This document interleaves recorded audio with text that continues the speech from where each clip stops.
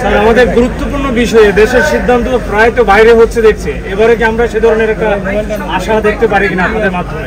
না, আমি মনে করি না। আমাদের দেশের সিদ্ধান্ত আমাদের নিজেদেরই নিতে হবে এবং সেটা আমাদের সমন্বিত প্রচেষ্টায় ঐক্যবদ্ধভাবে আমাদেরকে নিতে হবে। আমরা সবসময়ই আমাদের বাংলাদেশের যে সিদ্ধান্তগুলো এবং সেগুলো আমরা আগেও নিজেরাই নিয়েছি, এখন আমরা নিজেরাই নেব এবং এদেশের মানুষই নিয়েছে। সেটা আমি মনে করি যে বাইরের সিদ্ধান্তের কোনো প্রয়োজন নেই। কয়েকদিন বাইরে ছিলেন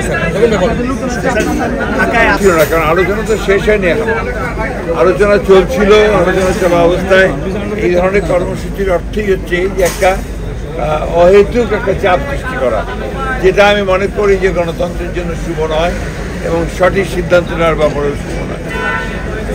আমাদের সেক্রেটারি বলছেন যে আলোচনা টেবিলে সমাধান হচ্ছে না এবং সেই সাথে তিনি বলছেন যে আপনার যেহেতু হচ্ছে না তাই তারা আসলে এই ধরনের কর্মসূচি এইভাবে রাজপথে আসলে সমাধান হয়ে যাবে। আমার পাল্টা প্রশ্ন যে রাজপথে আসলেই কি সমাধান হয়ে যাবে? আমরা এখন পর্যন্ত সবচেয়ে বড় রাজনৈতিক দল, এ ব্যাপারে কোনো সন্দেহ নেই। আমরা কিন্তু এখন পর্যন্ত কোনো ইস্যুতে এই আফটার দিস চেঞ্জ, এই পরিবর্তনের পরে কিন্তু আমরা কোনো ইস্যুতেই রাজপথে আসি।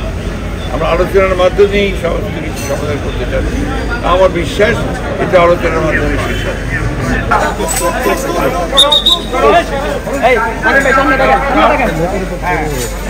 কবে আসছে?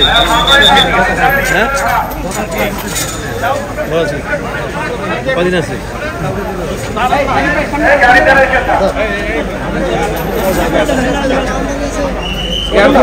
স্যার গেলে পরে দরজাটা খুলে দেয়।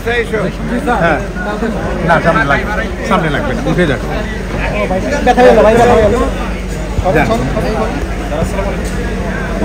সামনে দিয়ে সরানো হয়, সামনে সামনে।